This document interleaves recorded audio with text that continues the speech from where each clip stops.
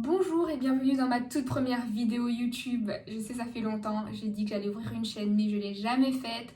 En vrai, j'étais pas prête. Mais là, c'est bon, je suis prête à me lancer. Et de toute façon, si je le fais pas maintenant, je le ferai jamais. Donc j'espère que vous allez aimer le contenu de ma vidéo et que vous allez vous abonner à moi aussi. Et comme ça, vous voyez toutes les vidéos que je poste, etc. etc. Enfin bref. Euh, Ça fait vraiment bizarre. Bonjour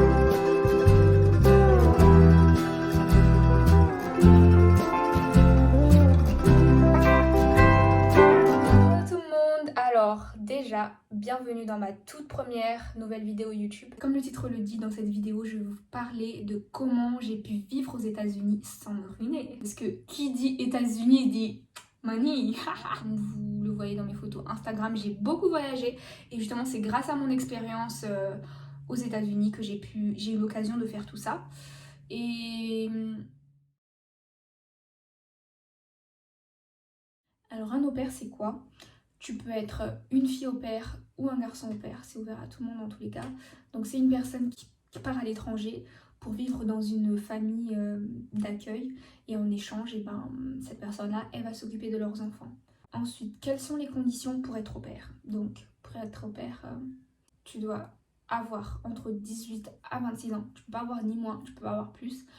Et il faut être non fumeur ou non fumeuse. Il faut être disponible pour 12 mois parce que le contrat justement ça dure 12 mois. Et avoir le bac, hein, ça c'est obligé. Il faut avoir le bac pour être au pair, sinon... Après je sais pas. En tout cas je sais qu'il faut avoir le bac. Et avoir le permis de conduire. Il faut avoir le permis, ça aussi c'est obligé. Un casier judiciaire. En fait j'ai tout noté parce que j'arrive pas à tout retenir. Donc il faut un casier judiciaire vierge. Et ah oui, il faut avoir de l'expérience avec les enfants. Il faut avoir au maximum, minimum on dit, il faut avoir au minimum 200 heures ou 300 heures quelque part. Quelque chose comme ça. En tout cas, tout sera noté dans le contrat de l'agence. Vous verrez ça. Ah oui, faut avoir quand même une base en anglais, hein.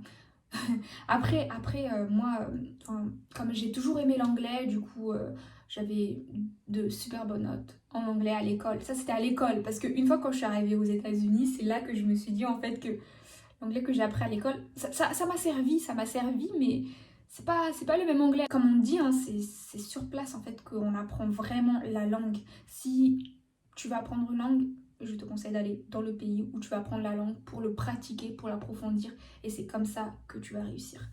Ensuite, parlons du concept. En fait, le concept de au pair, c'est un échange international culturel qui permet aux jeunes d'habiter à l'étranger en fait, et de sortir de sa zone de confort et d'apprendre, d'améliorer la langue qu'il veut apprendre. Next. Maintenant, on va parler de critères des familles, parce que les familles aussi, ils ont un certain critère à respecter. Donc, les familles doivent te fournir une chambre à toi, ils doivent te donner une carte SIM pour communiquer, parce que quand tu gardes leurs enfants, ils vont des fois, tu auras besoin d'un truc, mais tu vas devoir les texter ou bien les appeler, hein. Et aussi un salaire, ça par contre c'est obligatoire, ils doivent te payer. Alors le salaire c'est 195 dollars, 195-75 dollars par semaine. Mais oui, aux États-Unis on est payé par semaine. Et ça c'est le salaire minimum, hein. Ils peuvent pas te payer moins ou plus. Ah si, ils peuvent te payer plus, mais ça c'est à voir avec, c'est selon ton expérience et à voir avec la famille. Quelle est ta responsabilité en tant que au pair? Déjà être au pair, et ben après ça dépend des âges des enfants, hein, mais en gros tu t'occupes des enfants comme si tu étais leur mère ou leur père. Franchement ça dépend de l'âge, parce que si l'enfant il est grand, et ben t'es plus un conducteur et un pote que si l'enfant il est petit, et ben là tu seras plus la maman, parce que c'est comme si c'était ton bébé en fait. Et ça, je vous raconterai cette expérience, mes expériences avec les... Parce que j'étais dans 3 familles quand même, hein, j'ai fait 3 familles. Donc ça, je vous raconterai dans mes prochaines vidéos, comment ça s'est passé et tout ça. Mes expériences dans les familles. Et ensuite, t'es payé par semaine, tu dois travailler 45 heures par semaine, tu dois pas dépasser, et tu peux faire moins, mais par contre tu dois pas dépasser, donc en gros 45 heures par semaine maximum. Et ensuite par jour, tu dois travailler 10, qu'est-ce que je dis? Par jour, tu dois pas dépasser plus de 10 heures. En gros, tu dois travailler 10 heures par 10 heures, mais pas, tu peux faire moins, mais tu peux pas faire plus. Veuillez excuser mes petits bugs d'expression, parce qu'à force de parler plusieurs langues, et ben on se perd. Mais j'espère que vous avez compris ce que je veux dire.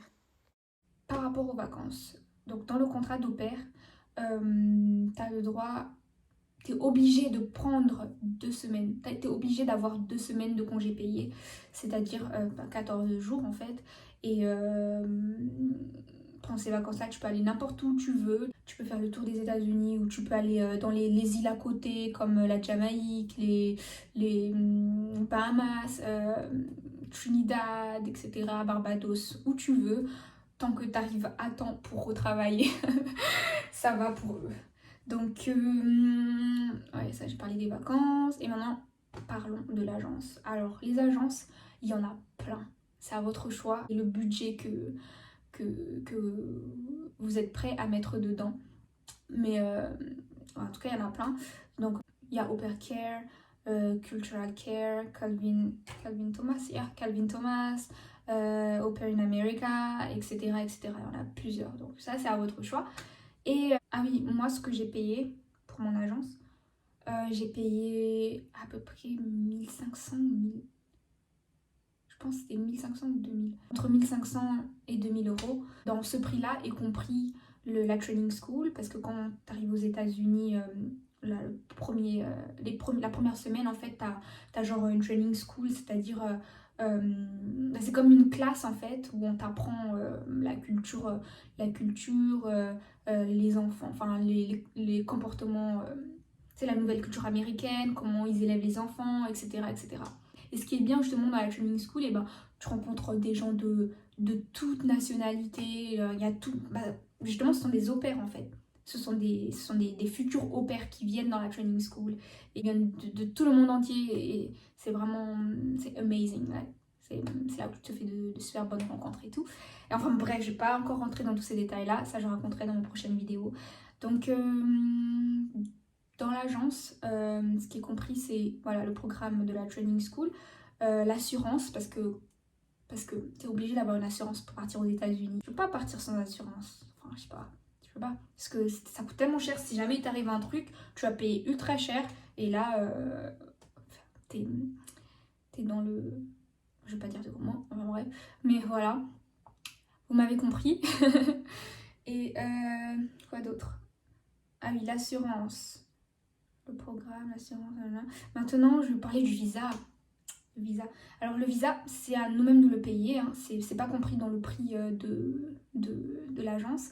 Le visa, le mien m'a coûté à peu près, je m'appelle plus exactement, mais c'est entre 100 et 200 euros. Il est à prendre à l'ambassade des États-Unis qui se trouve à Paris. Il faut aussi payer les frais de déplacement et ça, c'est à notre compte en fait de payer tout ça. Tout ce qui est visa, frais de déplacement, etc. Ça n'est pas partie du prix du programme. Et ensuite, oui, comment ça se passe le visa? L'agence, il te fournit des papiers que tu vas devoir montrer une fois que tu arrives à l'ambassade. Ensuite, il te pose des questions, enfin les ambassadeurs, ça se dit? Ouais. Et ben eux, ils te posent des questions sur qu'est-ce que tu veux faire aux États-Unis, etc., etc. Et franchement, c'était simple. Et les questions, c'est en anglais. Hein. Donc, faut pas échouer ça. Hein. Sinon, tu risques de se faire visa annulé, visa refusé, pardon. Et ensuite, une fois que c'est fait, franchement, c'est facile. Hein. C'est facile. Tant que vous avez. Même les gens qui n'arriveront pas à parler anglais, ils sauront répondre à la question. Au moins avoir quelques bases, quand même. Alors, les points positifs de cette expérience, il y en a plein. Il y en a plein. Franchement, je conseille à tout le monde de faire au pair aux États-Unis. Parce que si t'aimes voyager, si t'es du genre aventurier et tout ça, je te conseillerais. Ah oui, il faut quand même aimer les enfants hein, pour être au pair. Parce que si t'aimes pas les enfants, c'est pas possible. Hein, genre, au bout d'1 mois, tu vas démissionner. Et même, je sais même pas si tu tiendras 1 mois. Enfin bref. Donc voilà, pour être au pair, il faut aimer les enfants. Et ça met en valeur ton CV parce que les employeurs, quand ils voient que tu as vécu à l'étranger, et que tu parles l'anglais surtout, hein, que tu parles anglais, ils vont te kiffer. Je sais que perso pour moi, ça m'a ouvert plein d'opportunités le fait de parler anglais, français, blablabla. Quoi d'autre? Bah, t'améliores la langue en fait, hein. Vu que t'es sur place, t'as pas le choix, tu es obligé de parler la langue et tu l'approfondis, tu l'améliores et t'apprends même les expressions américaines. Ça, on n'apprend pas ça en cours en France, hein. Et quoi d'autre? Les voyages. Alors ça, j'ai découvert une nouvelle passion, hein, en tant que au pair. Ben, c'était les voyages parce que franchement, c'est là. En fait, j'ai toujours aimé les voyages. De base, j'ai toujours aimé les voyages, mais j'ai vraiment eu l'occasion de voyager grâce à mon expérience au pair. Parce que je suis partie dans plusieurs. J'ai beaucoup fait le tour des États-Unis et puis j'ai fait quelques pays aussi. Mais ça, je vous raconterai dans une autre vidéo parce que sinon, ça va faire trop long. Et voilà, il y a les voyages. Ah oui, il y a les rencontres aussi. Là, en tout cas, c'est l'occasion de te faire des amis, de te faire ton réseau d'amis étrangers. Parce que, après, moi, j'ai toujours aimé d'avoir des potes étrangers et tout ça. Et du coup, ça m'a beaucoup plu. Tu peux avoir des potes comme américains ou sud-africains ou brésiliens ou chinois ou mexicains, de tout. Tu te fais des amis de tout le monde entier. Tu peux te faire des amis comme au pair ou comme des locaux aussi, hein, et même des étudiants. C'était ma famille. Enfin bref, je vous raconterai tout ça dans une autre vidéo. Et pareil pour les points négatifs, je vous raconterai dans une autre vidéo quand je parlerai de mes expériences. Donc voilà. Donc c'est la fin de cette vidéo et si vous avez des questions, n'hésitez pas à me les poser en commentaire ou sur Instagram. Je vais vous passer aussi mon Instagram, vous pouvez me DM whenever you want, je suis à votre disposition. That's it. N'oubliez pas aussi de vous abonner, comme ça vous pourriez voir les prochaines vidéos que je vais poster. C'est des autres, je sais pas si ça se dit. Bon, en tout cas, pardonnez mon français, hein. J'ai des petites difficultés d'expression en français. Mais en tout cas, voilà, si vous avez des questions, n'hésitez pas. Alright, bye bye.